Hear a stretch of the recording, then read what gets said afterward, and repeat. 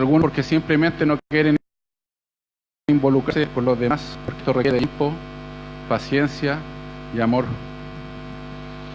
Algunos ya pasaron por esta problemática dentro del cristianismo, otros ya la han vivido, la han entendido, la han superado, y otros también van a verse enfrentados en algún momento a esta problemática. Y las preguntas que surgen naturalmente son: ¿cómo lo hago? ¿De qué manera lo hago? ¿En qué momento lo hago? ¿O de quién es la labor de evangelizar? Para esto vamos a estar leyendo en el libro de Marcos, capítulo 16. Marcos, capítulo 16.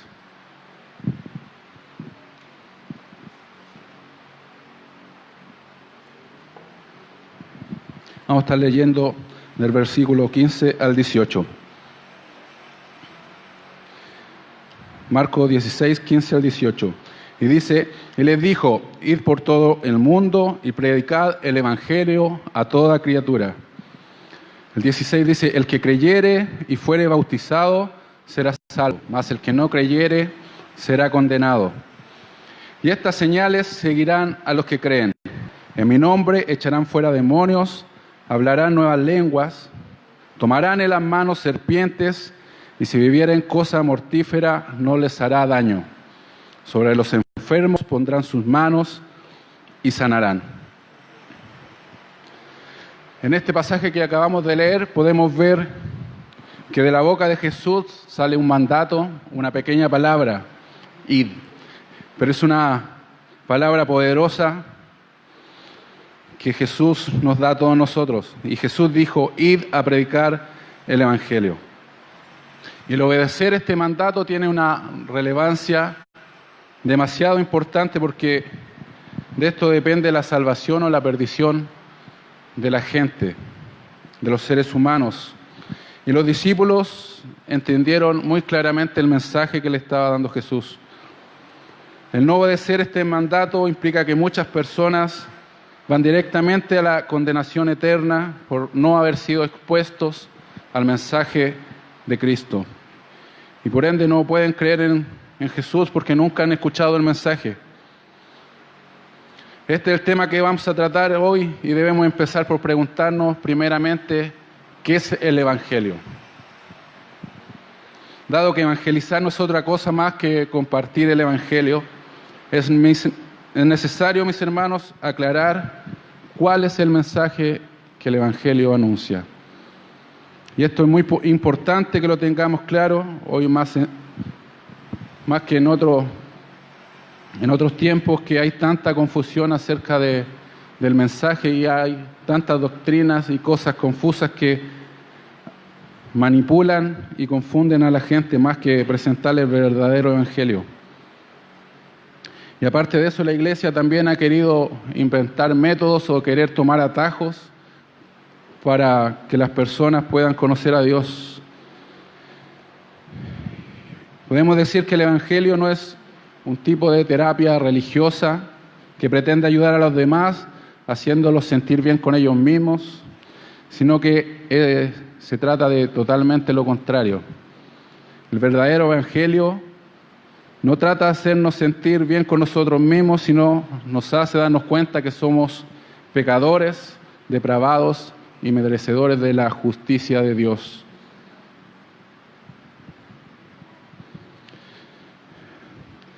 El Evangelio tampoco es un mensaje solamente del amor de Dios, aunque el amor de Dios es el centro del mismo Evangelio. De hecho, si no fuera por el amor de Dios derramado sobre nosotros a través de su Hijo, no habría ningún Evangelio que nosotros podamos predicar. Ahora bien, cuando nosotros nos limitamos a decirles a las personas que solamente Dios es amor o que Dios les ama, es distorsionar el Evangelio, porque no estamos exponiendo toda la verdad acerca de este. Esto no puede equipararse con la tarea de predicar el Evangelio a las personas, porque esto puede distorsionar por completo el mensaje que se quiere entregar.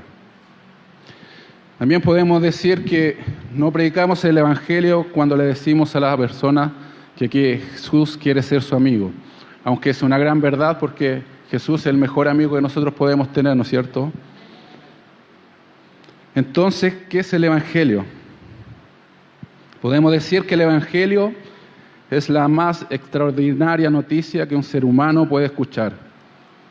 Pero paradójicamente, como veíamos hace algunas semanas, empieza con una triste y de una de las peores noticias. Y es que todos nosotros nacemos en un estado de rebeldía y de pecado y que nos lleva a violar constantemente la ley de Dios.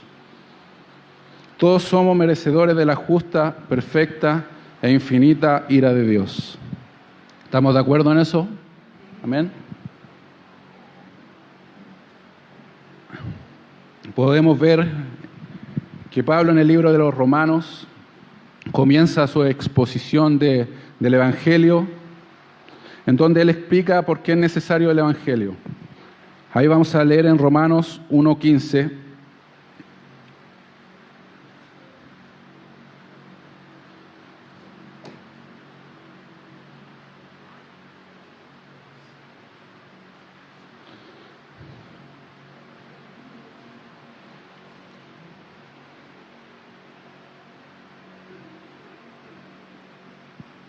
Dice, así que en cuanto a mí, pronto estoy a anunciaros el Evangelio también a vosotros que estáis en Roma.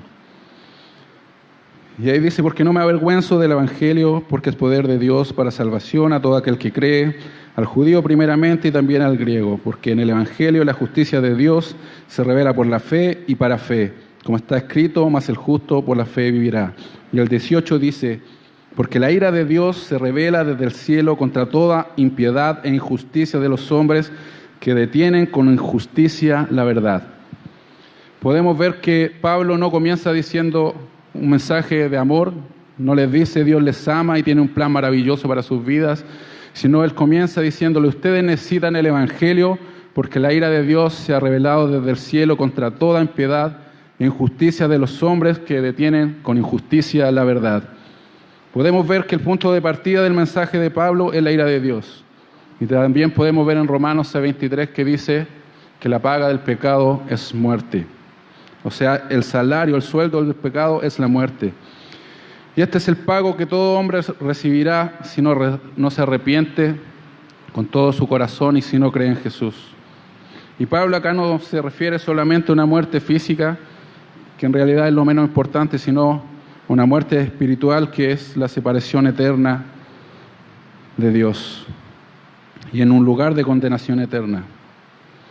Pero he aquí, mis hermanos, que en ese momento es donde entra en juego el mensaje del Evangelio, porque este Dios perfectamente santo, perfectamente justo, que no puede de ninguna manera pasar por alto el pecado, es un Dios bueno y compasivo, que para resolver este problema que teníamos, sin pasar por alta su justicia, mandó a su Hijo, ¿no es cierto?, para que Él pagara y tomara el lugar que todos nosotros merecíamos. Y Él pagó por nuestros delitos y pecados. Es por esta razón que Jesús se hizo hombre y en la vida de Jesús podemos ver que Él cumplió desde que nació hasta que murió la perfecta voluntad de Dios. Y además de eso, resucitó al tercer día. Y aquí en este punto Dios testificó que su justicia quedó plenamente satisfecha. ¿Por qué? Resucitándolo a Jesús de entre los muertos. Este es el sello de aprobación de Dios, de manera que de ninguna de nuestros pecados o nuestras transgresiones quedaron impunes delante de Dios. Jesús pagó el pecado de todos nosotros. Él cargó en la cruz todas nuestras transgresiones. Y es en esta base, en la obra redentora de Cristo, que ahora nosotros podemos anunciar por medio de Él el Evangelio de Cristo. Podemos anunciar que hay salvación en Jesús a todo aquel que cree, al que se arrepiente de sus malos caminos y pone su fe en Cristo. Así que este es el mensaje que el Evangelio anuncia. Y este es el mensaje que nosotros, como cristianos, debemos anunciar. Lo que el mensaje del Evangelio anuncia es que el justo murió por los injustos para llevarnos a Dios. Esto es la reconciliación con el Padre. Vamos a leer ahí en Primera de Pedro 3:18. Primera de Pedro 3:18.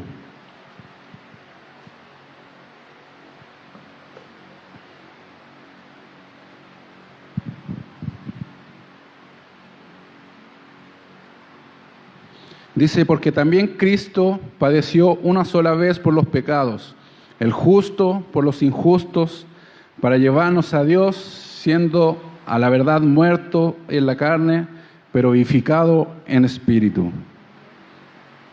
Y en 2 Corintios 5:21, 2 Corintios 5:21 también dice, al que no conoció pecado, por nosotros se hizo pecado, para que nosotros fuésemos hechos justicia de Dios en él. De manera, mis hermanos, que el Evangelio responde a 4 preguntas claves. Primero, ¿quién es Dios? Segundo, ¿por qué estamos en una situación tan desastrosa? Tercero, ¿qué hizo Dios por nosotros? Y cuarto, ¿cómo podemos volvernos a Dios? Y estas son básicamente las 4 preguntas que responde el Evangelio. A la luz de esta definición que hemos dado del Evangelio, podemos seguir avanzando. Y la próxima pregunta es, ¿qué es entonces evangelizar? Si hemos visto que esto es el Evangelio, ¿qué es evangelizar entonces? Podemos decir que el evangelizar es declarar en base a la autoridad de Dios lo que Él ha hecho, para salvar a los pecadores. Primeramente, advirtiendo a los hombres de su condición perdida. 2, guiándolos al arrepentimiento. Y número 3, a creer en Cristo. Es por eso es tan importante que nosotros podamos compartir con las personas de la ley de Dios, para que podamos advertir de su condición perdida, que podamos guiarlos al arrepentimiento y a que ellos puedan creer en Jesús.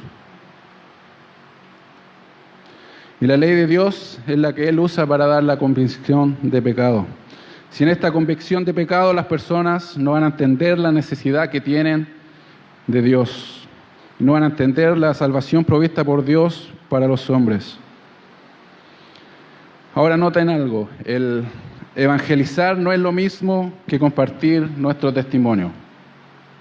Hay personas que creen que esto es evangelizar. Cuando le cuentan a alguna persona el testimonio de cómo se convirtieron, piensan que esto es evangelizar.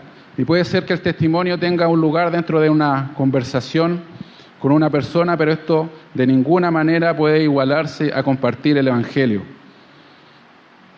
El evangelizar tampoco es una simple defensa de nuestra fe, y podemos ver que muchos cristianos les gusta defender la fe, Señor. Son apologistas, ¿no es cierto?, por excelencia, pero esto tampoco es equivalente con predicar el Evangelio. Nosotros podemos tratar de demostrar que la Biblia es la palabra de Dios, y también podemos tratar de probar que Dios existe, pero esto no es equivalente con predicar el Evangelio. Tampoco predicar el Evangelio es cuando hacemos obras de bien social que evidencian de alguna manera el amor de Dios por medio de nuestras buenas obras. Y las buenas obras son importantes porque Dios mismo dice que nosotros somos hechura suya, somos creados en Cristo para toda buena obra, las cuales Dios preparó de antemano para que anduviésemos en ella. En Santiago también dice que si tenemos fe, la debemos demostrar por nuestras obras. Así que, mis hermanos, las obras no es que no sean importantes, pero hacer obras no puede igualarse con la tarea de evangelizar. Nosotros tenemos una noticia que compartir con la gente que no conoce a Dios. Es una noticia, una buena noticia. Y esto es lo que significa la palabra evangelio. Tenemos una buena noticia que compartir con la gente que no conoce a Dios, acerca de lo que Dios hizo en Cristo para salvar a pecadores culpables como nosotros, sin pasar por alto su justicia. Y Pablo lo dice de esta manera en 2 Corintios 5:20. Así que busque ahí 2 Corintios 5:20. Vamos a estar leyendo.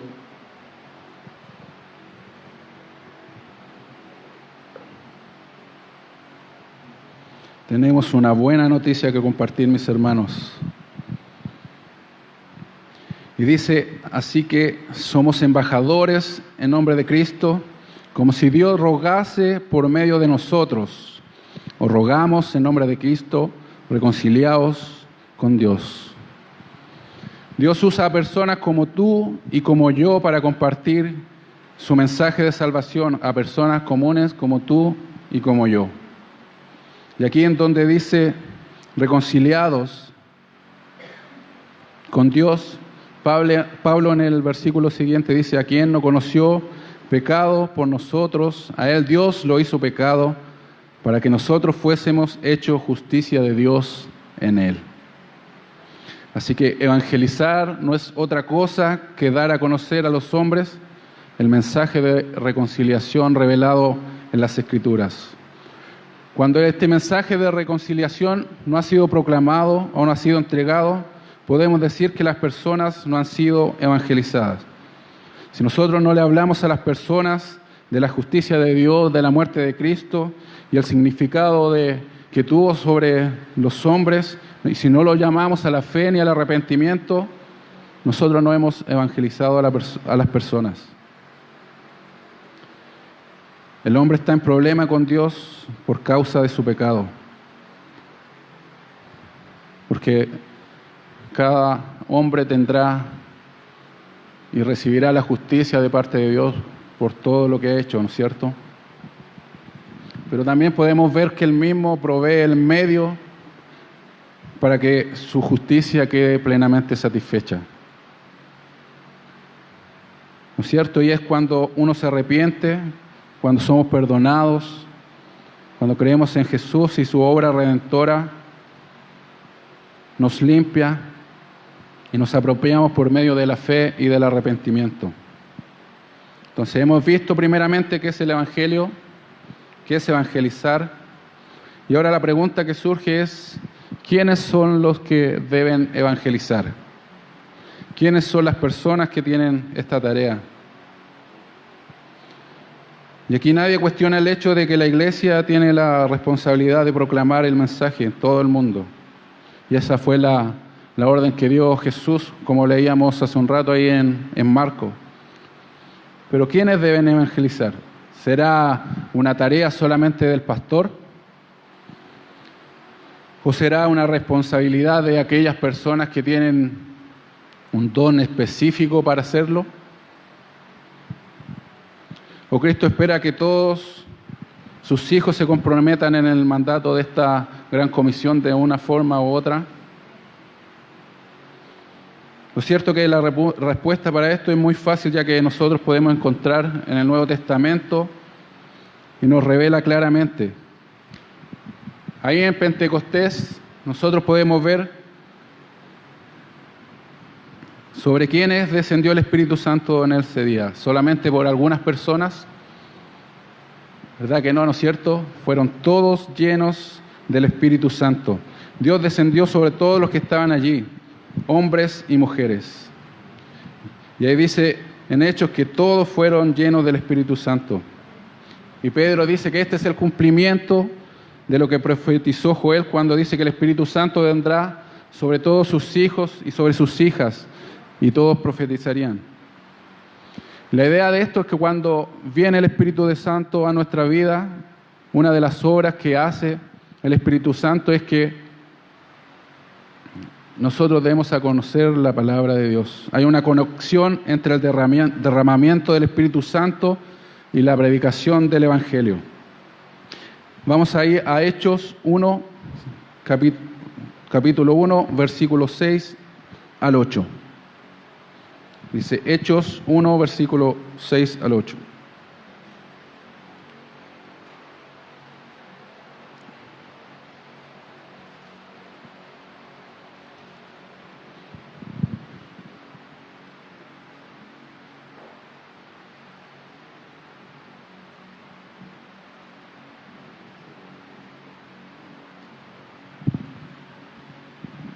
Dice el versículo 6.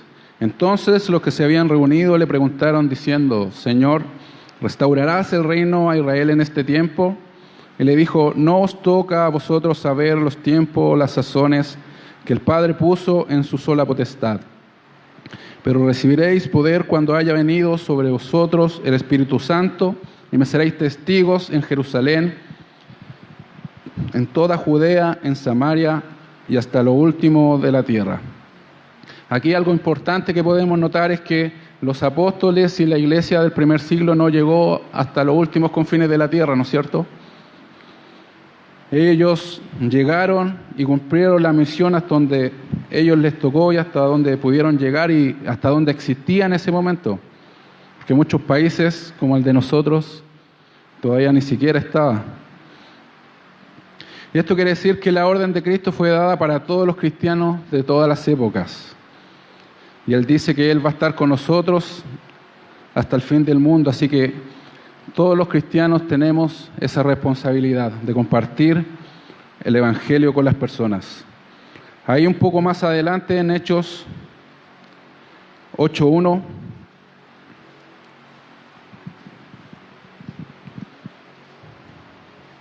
ahí narra la muerte de Esteban, ¿no es cierto?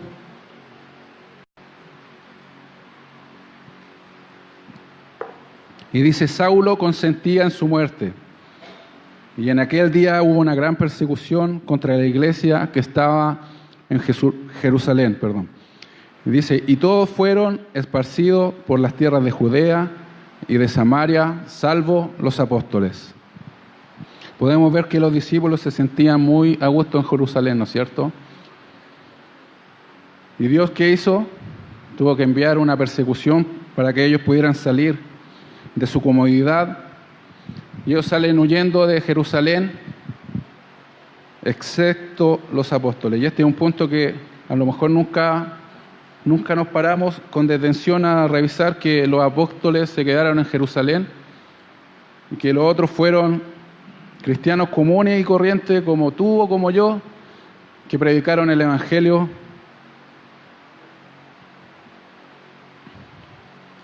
Y no había ningún apóstol con ellos. Vamos a Hechos 11:19. Ahí podemos ver un poco el relato de los cristianos que salieron de Jerusalén.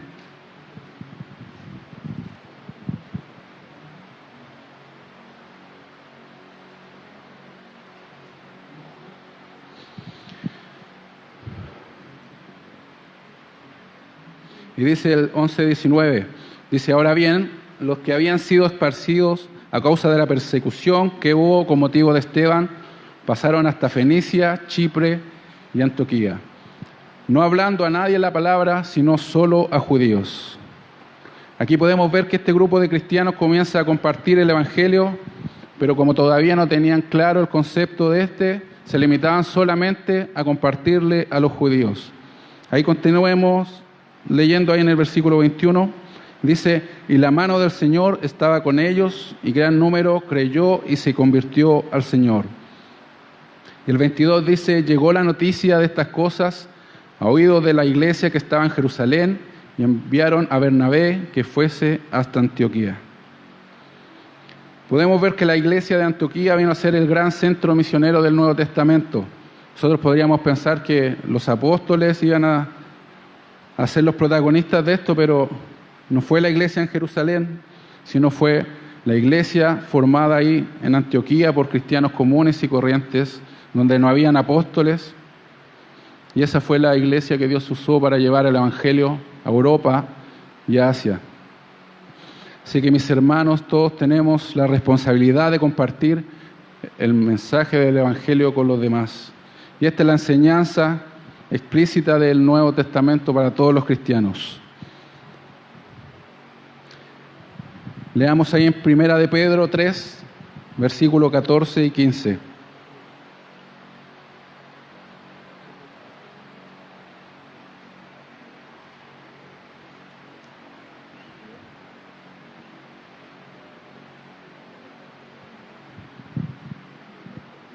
Primera de Pedro 3, 14 y 15. Y dice, más bien si alguna cosa padecéis por causa de la justicia, bienaventurados sois. Por tanto, no os amedrentéis por temor de ellos, ni os conturbéis, sino santificad a Dios el Señor en vuestros corazones y estad siempre preparados para presentar defensa con mansedumbre y reverencia ante todo el que os demande razón de la esperanza que hay en vosotros. ¿A quién le está hablando el apóstol Pedro?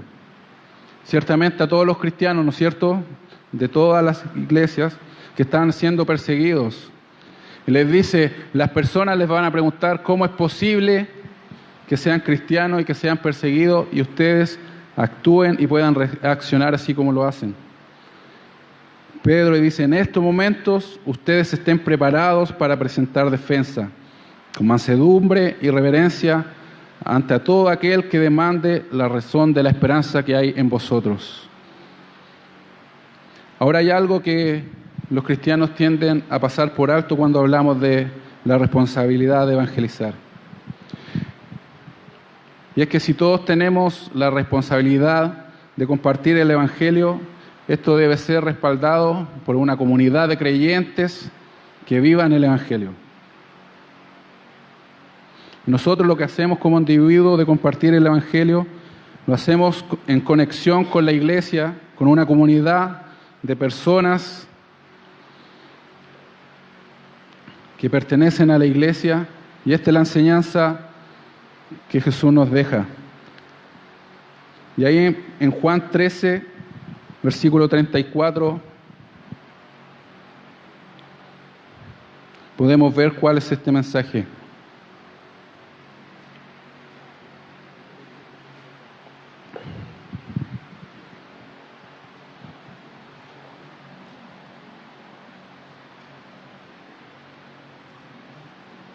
Lo que hacemos como individuos debe ser respaldado por la comunidad de creyentes que vivan el Evangelio. Ahí en el versículo 34 dice, un mandamiento nuevo os doy, que os améis unos a otros como yo os he amado, que también os améis unos a otros. Y en el 35 dice, en esto conocerán todos que sois mis discípulos, si tuviereis amor los unos con los otros. Es a través del amor que los cristianos tienen una representación bíblica y viva del poder del Evangelio. Y esta es una de las razones por qué la iglesia está en este mundo y porque Dios dejó a la iglesia. Cada persona como cristiano tiene la responsabilidad de hacer visible el Evangelio de un Dios invisible. El amor de Dios, de una forma suprema, debe haberse revelado en su iglesia. Y esto es algo que todos nosotros debemos demostrar como hijos de Dios. Esto es una marca que deberíamos tener todos y a veces nosotros fallamos en esto. No es una característica de nosotros, pero sí Dios nos demanda eso. El amor debe ser la característica principal de los cristianos. Y el tipo de evangelio que encontramos en el Nuevo Testamento no es de creyentes aislados, como hemos visto, dando testimonio de lo que Cristo hizo en ellos, sino Dios nos llama a que su carácter se haga visible a través de su iglesia. Y esto en 1 de Juan 4:12,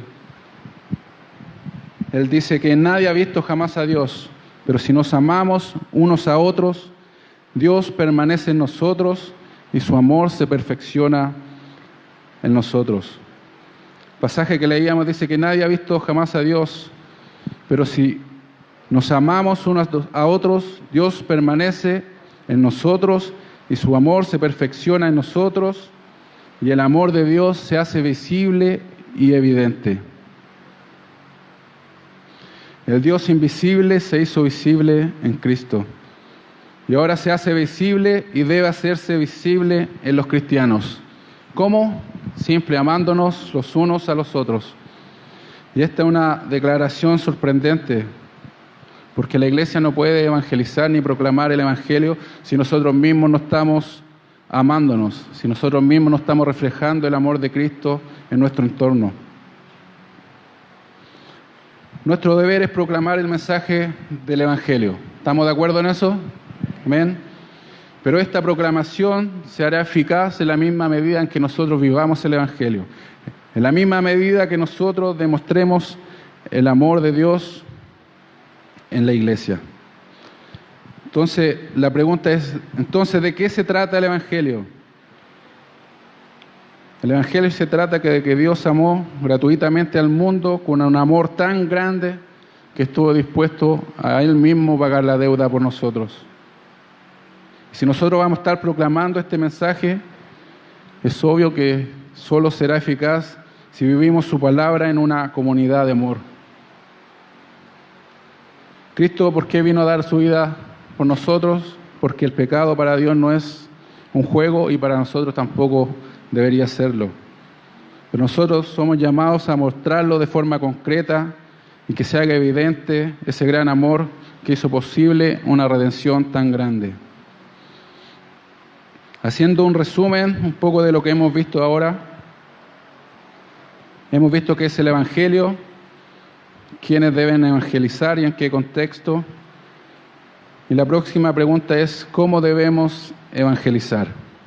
¿Cómo debemos hacerlo? Y esto puede sonar demasiado obvio,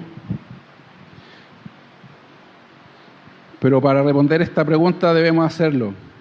Y lo primero que debemos saber es que debemos orar.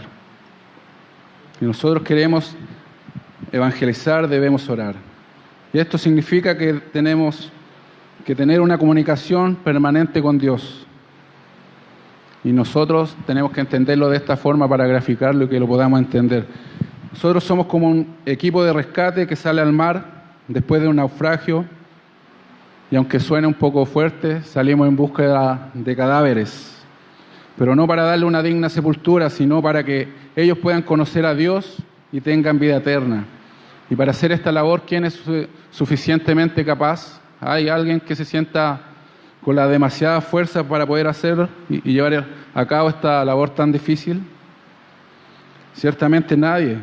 Nosotros debemos depender de Dios en todo momento. Por eso este punto no es tan obvio, porque nosotros necesitamos de la oración. Y algunas personas pueden pensar, si Dios es soberano en la salvación de los pecadores, entonces no tiene caso que oremos. Total, Dios es soberano en la salvación. Y en la mente de estos cristianos también puede haber el razonamiento de que no tiene caso que prediquemos, porque si son elegidos se van a salvar igual, de cualquier manera. Y esto está totalmente incorrecto y alejado de la Biblia. El razonamiento bíblico es a la inversa, es decir, porque la salvación es totalmente soberana y está en las manos de Dios, nosotros debemos pedirle a Él que bendiga su palabra para que puedan venir los pecadores al arrepentimiento.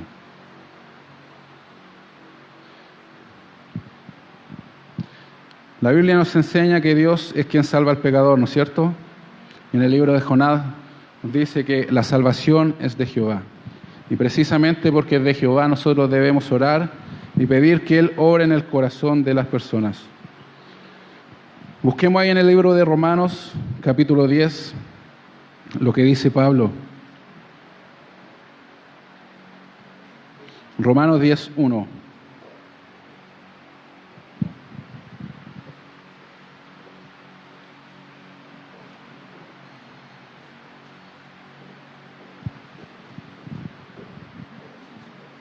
Dice, hermanos, ciertamente el anhelo de mi corazón y mi oración a Dios por Israel es para salvación.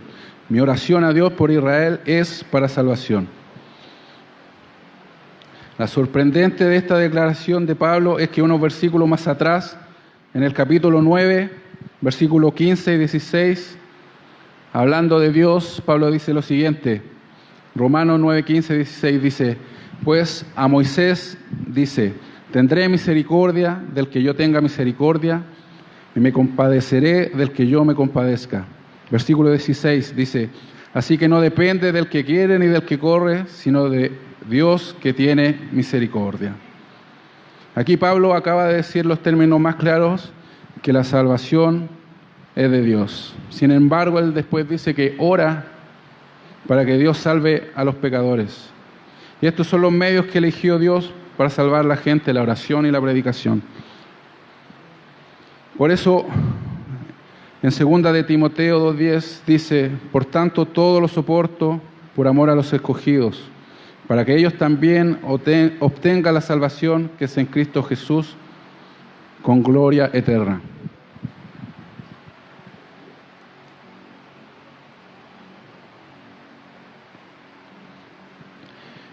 Y Dios no nos llama o no nos dice que nosotros entendamos el misterio de su soberanía y la responsabilidad humana. El llamado de Él es que nosotros simplemente le obedezcamos. Su palabra, Él dice: yo soy el que salva, pero ustedes son los que tienen que predicar. Así que oren y prediquen. Debemos orar, mis hermanos, y predicar el Evangelio. Este es nuestro deber como cristianos, estar llenos del Espíritu Santo y buscar a Dios cada día en oración, en adoración y en escudriñar su palabra. Y esto es demasiado importante porque al hacer esto y estar en la búsqueda de Dios de forma constante, nosotros sin duda vamos a estar sensibles a lo que Dios quiere hacer. Hay tantas personas a nuestro alrededor, en nuestro entorno, que nosotros podemos ver, no sabemos su situación, y pueden estar tan necesitados de una palabra o de que nosotros le compartamos el Evangelio, pero con nuestra apatía muchas veces pasamos por alto y no estamos haciendo lo que Dios quiere. Entonces vimos que debemos evangelizar en oración, y esto es que nosotros dependamos de Dios en todo momento. Y lo otro es que nosotros debemos usar la Biblia. Y esto, al igual que el punto anterior, parece obvio, pero no es así. Es necesario que nosotros comuniquemos el mensaje de salvación en nuestras propias palabras, porque evangelizar no es repetir un versículo tras otro como loro, y nosotros podemos ver que hay iglesias que lo hacen así, personas que lo hacen así. Pero nosotros debemos decirle al pecador cuál es su condición y lo que Dios hizo por nosotros. Lo otro que nunca debemos de olvidar, que la palabra de Dios es viva y eficaz y más cortante que una espada de dos filos. Dios ha prometido usar su palabra para producir lo que Él quiere en los corazones. Y en Isaías 55 dice que su palabra no volverá vacía. Por otro lado, el hecho de citar la Escritura es una forma de demostrar al pecador que nosotros lo que estamos diciendo no es idea nuestra, sino que no son pensamientos ni opiniones personales, sino le estamos entregando el mensaje revelado en su palabra. Así que debemos usar la palabra cuando evangelizamos. Y esto, nosotros cuando usamos la palabra debemos ser claros al exponer el mensaje del Evangelio. Nosotros a veces se nos olvida con las personas que estamos hablando y hablamos un idioma diferente que mucha gente no entiende. Hemos inventado un idioma que es el cristiañol y hablamos así con la gente y muchas veces la gente no entiende lo que nosotros queremos decir porque ellos no conocen a Dios, no conocen su palabra. Entonces, ¿qué pensarán las personas al escuchar que una persona que estaba en la iglesia ahora se fue al mundo? Se preguntarán a dónde vivían antes, ¿no es cierto? Que ahora están en el mundo. Entonces nosotros debemos tener cuidado igual en las expresiones que tenemos cuando queremos entregar el mensaje. Tenemos que tener en cuenta con quién estamos hablando. Lo que puede ser claro para algunas personas no puede ser tan claro para otras. Por ejemplo, una de las palabras claves del Evangelio es justificación. Pero una persona común y corriente, cuando le dicen la palabra justificación, ¿qué pensará? Él lo tomará como alguien que se está excusando, ¿no es cierto?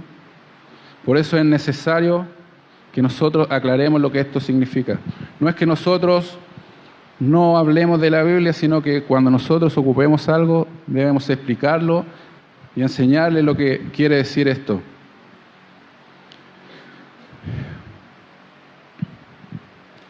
Por otra parte, nuestra meta es predicar el Evangelio, ¿no es cierto? Y nuestra intención nunca va a ser ofender a las personas, pero nunca debemos sacrificar el mensaje del Evangelio para no resultar ofensivos. Debemos de ser claros para que nos entiendan, pero es necesario que ellos entiendan cuál es su condición delante de Dios. Debemos hablar claramente del pecado y de la impotencia del pecador para salvarse a sí mismo, también de lo que significa la cruz y el destino que tienen los que rechazan el llamado de Dios. Y este es el ejemplo que nosotros encontramos en la Biblia. Vamos a Hechos 2:36.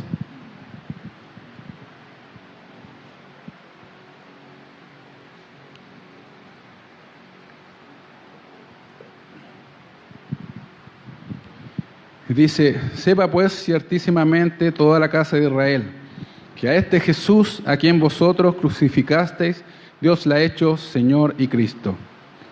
Aquí vemos que Pedro le dice claramente: ustedes crucificaron a Jesús. Esto es lo más claro y directo que podemos ser.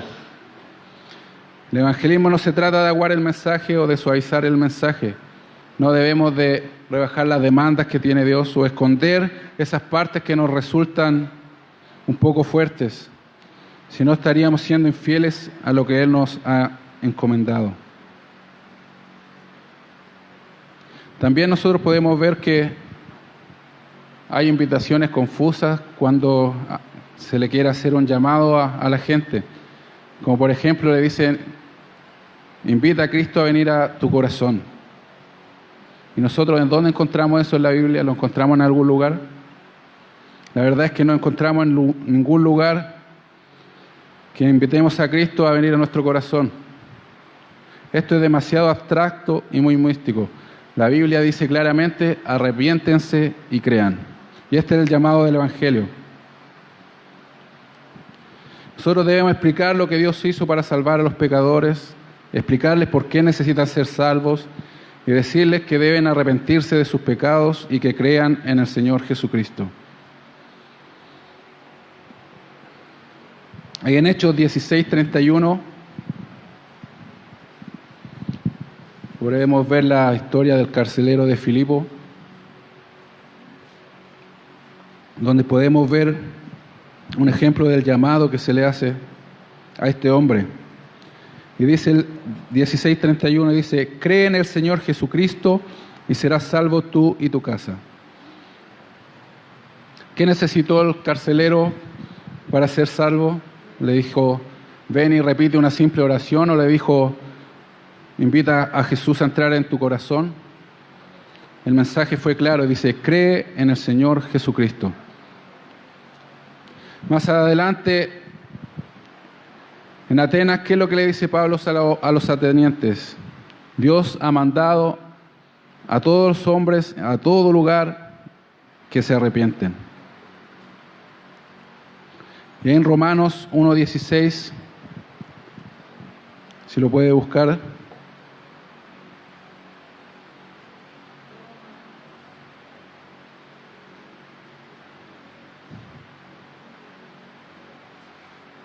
dice: porque no me avergüenzo del Evangelio, porque es poder de Dios para salvación a todo aquel que cree, al judío primeramente y también al griego.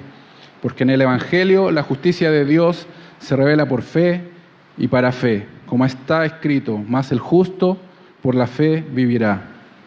Este es un llamado a creer, es un llamado claramente al arrepentimiento. Y el mismo Jesús nos da un ejemplo en Marcos 1, versículo 14 y 15.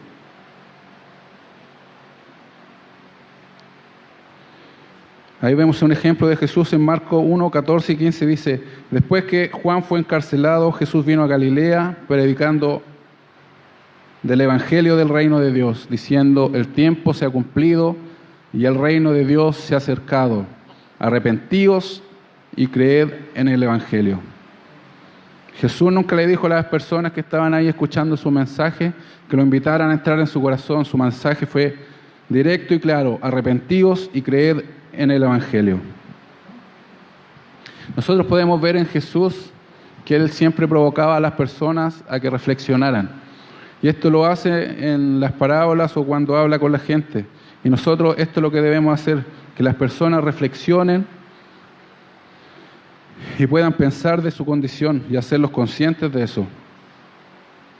Nosotros debemos hacerles preguntas para que ellos piensen y reflexionen. Y esto es lo que Jesús hacía.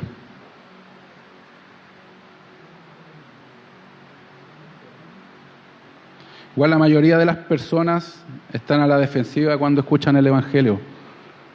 No todas las personas están receptivas porque no quieren admitir que están mal. Nadie quiere admitir que está viviendo de forma errónea, o a nadie le gusta que le digan que está mal lo que está haciendo, ¿no es cierto? O que sean confrontados con su vida. Pero el hecho de hacerlo reflexionar es una forma de despertar sus conciencias. Y probablemente el mejor ejemplo que tenemos de esto es el ejemplo de Natán con David. Voy a parafrasearle un poco la historia. Dice, vemos que cuando llega Natán a donde el rey David Natán le dice a David: déjame contarte una historia. Y comienza diciendo: había un hombre rico que tenía muchas ovejas, y tú no sabes lo que le hizo.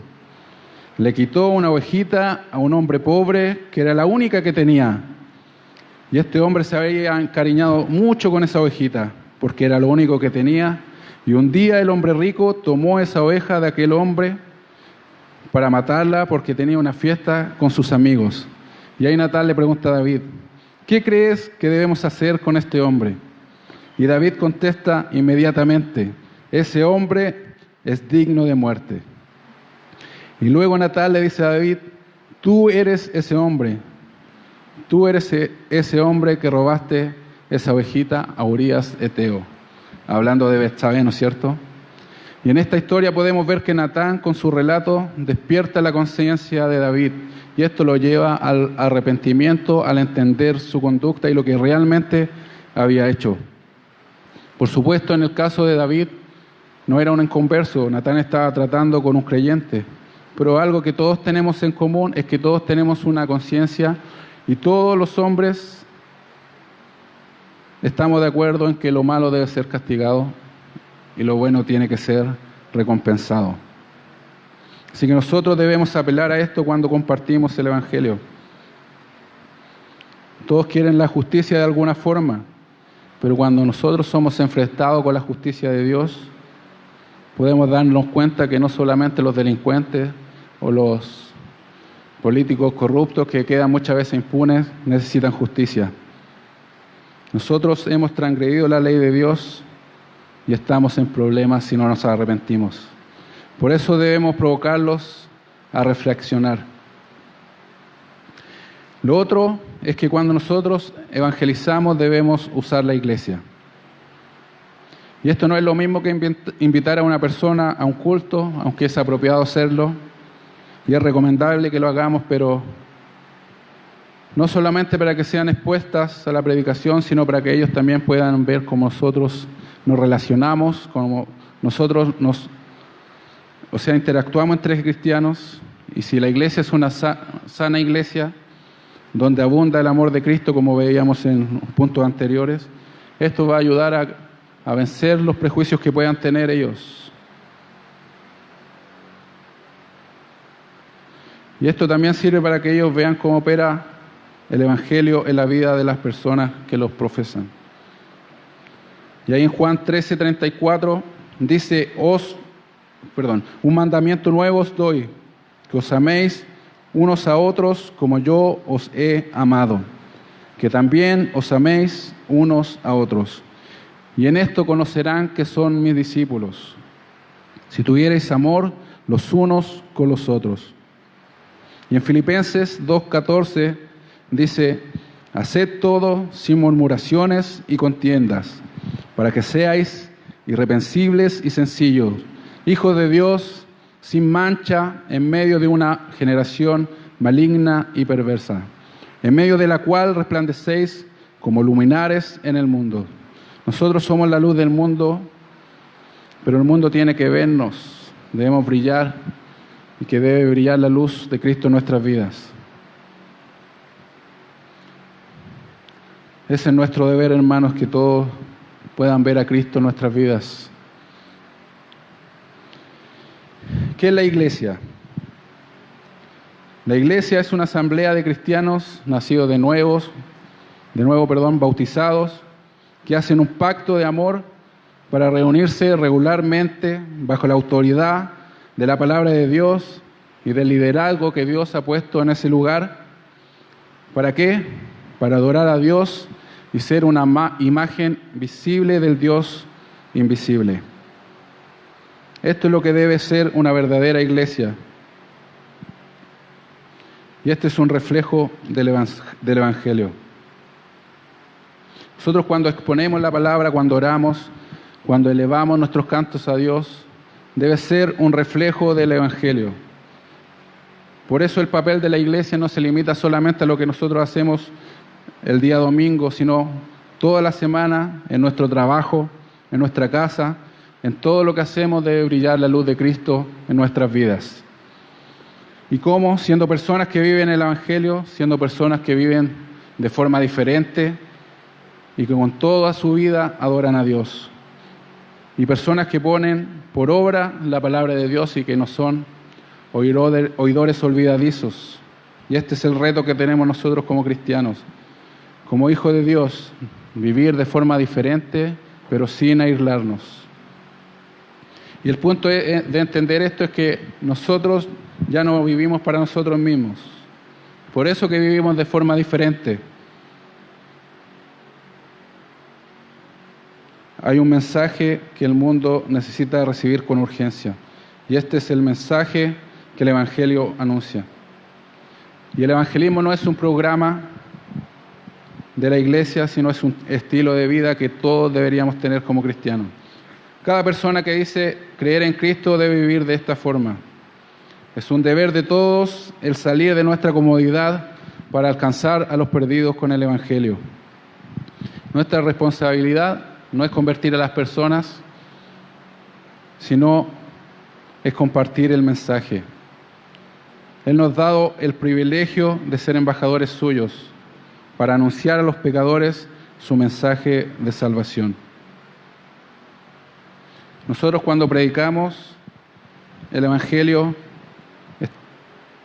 somos beneficiados nosotros mismos porque afianzamos las verdades de Dios en nuestro propio corazón. Amén.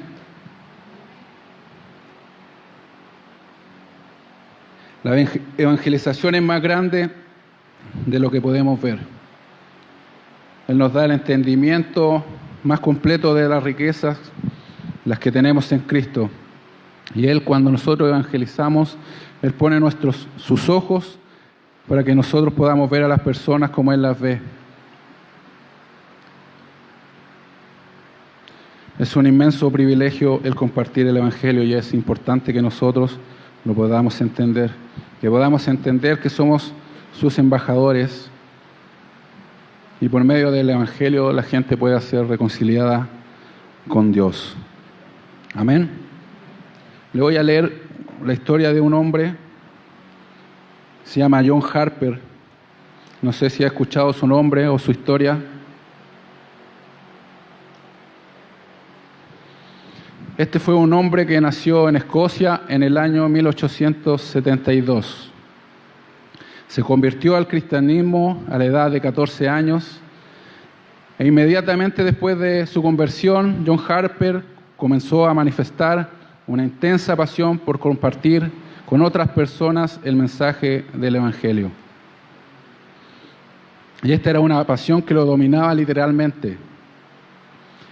Y esto lo podemos ver durante toda su vida.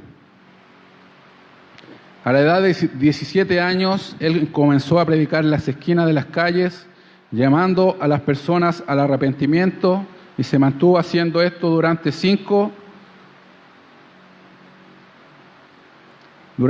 o 6 años más o menos.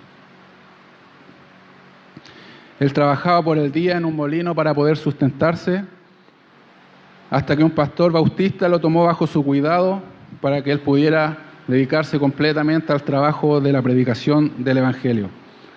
Y eventualmente en el año 1896, teniendo ya 24 años, comenzó a pastorear una iglesia en la ciudad de Londres. La iglesia comenzó con 25 miembros y unos años después la iglesia era de más de 500 personas.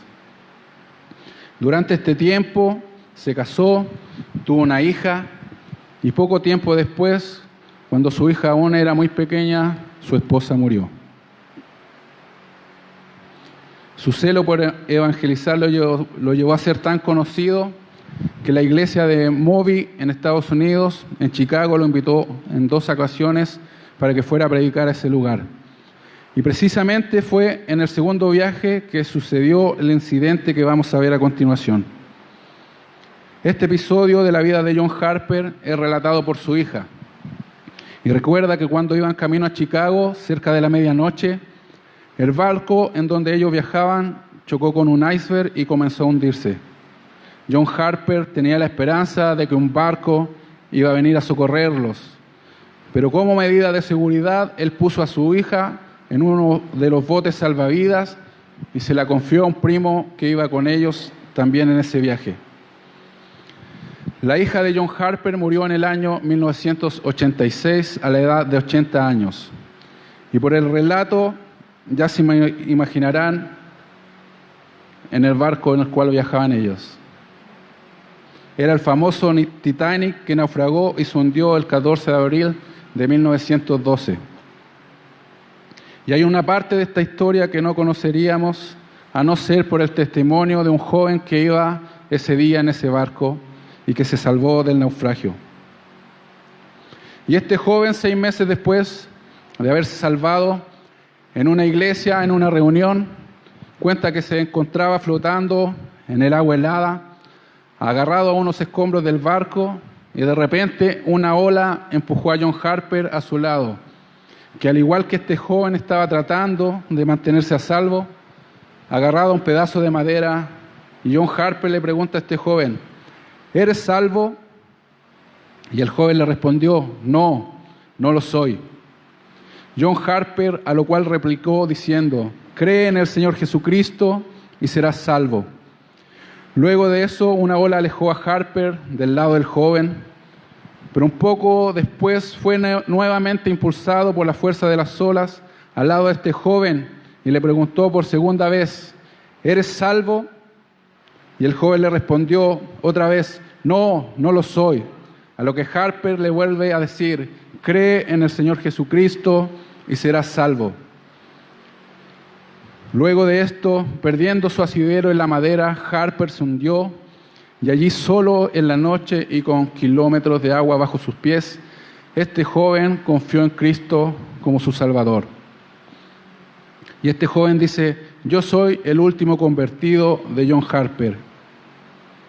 Podemos ver que hasta el fin de su vida, este hombre, dominado por la pasión de compartir el Evangelio con otra persona, y aunque estaba a punto de morir ahogado, fue el instrumento que Dios usó para que este joven pusiera su confianza y creyera en Jesucristo para poder ser salvo. ¿Cuánta pasión podemos ver en este hombre? Y así como este hombre, hay muchos hombres que han pagado un precio por entregar el Evangelio a otros. Y el escuchar simplemente esta historia o saber cómo murieron los primeros cristianos, podemos ver y darnos cuenta que nos falta tanto, mis hermanos, para vivir de la forma que Dios quiere que vivamos. Yo de forma personal me siento muchas veces avergonzado por la forma en que nosotros llevamos el Evangelio. Por eso necesitamos arrepentirnos, mis hermanos.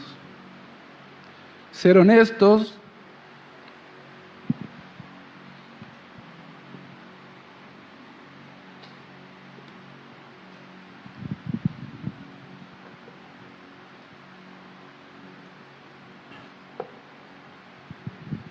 y salir de nuestra comodidad y ser llenos de Dios, para que de una vez por todas podamos vivir en su voluntad y abandonarnos para vivir su vida. Yo quiero que piensen un momento, cierren sus ojos.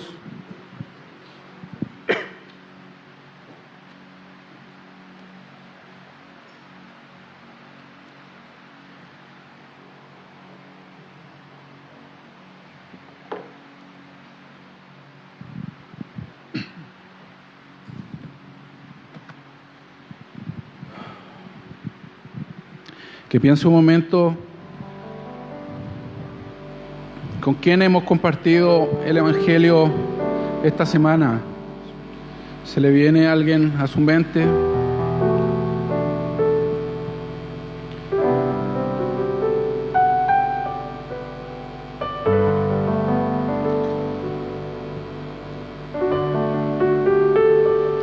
¿Con quién hemos compartido el Evangelio este mes?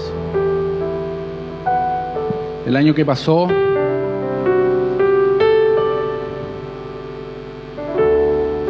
Seguramente a algunos ni siquiera se les viene a la mente una persona. No podemos seguir viviendo así de esta manera, mis hermanos, de manera tan egoísta.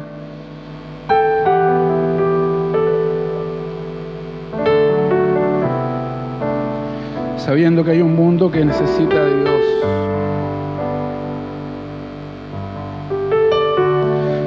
Sabiendo que nuestra familia necesita de Dios.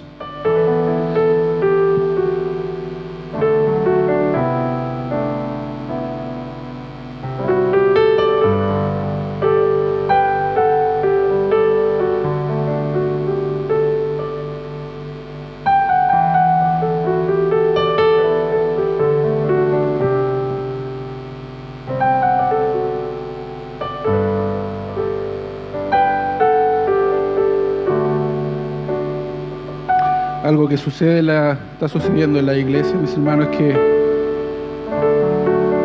y podemos ver acá también, que hemos crecido, ha llegado gente, pero es gente cristiana que viene de otras iglesias buscando sana doctrina, y eso está bien, pero si nosotros nos fijamos qué persona ha llegado a este lugar que no conocía a Dios y que por nuestra labor conoció a Dios.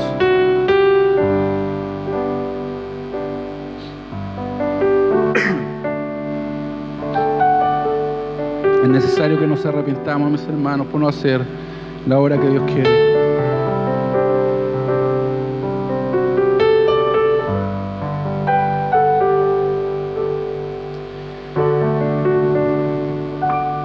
Y siendo honestos, no sabemos muchas veces cómo evangelizar, o simplemente no queremos involucrarnos con las personas. Pero, Señor, esta hora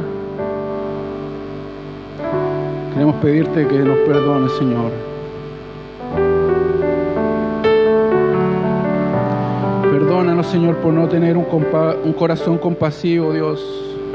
Por no tener un corazón lleno de amor.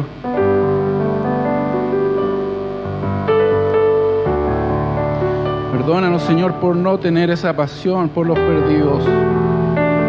Señor, y aún en nuestras propias familias, Señor, hay gente que se está perdiendo. Simplemente, Señor, porque no damos buenos ejemplos o porque no hablamos, Señor, tu mensaje.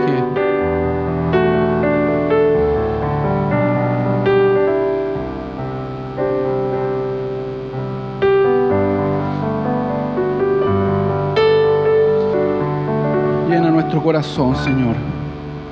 Pon esa carga, Dios, por los perdidos. Esa carga, Señor, por la gente que no te conoce.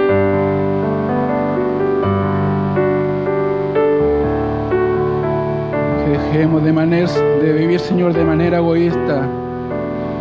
Que la gente pueda ver tu luz, Señor, en nuestras vidas. Puedan ver tu amor. Que puedan ver tu obra redentora.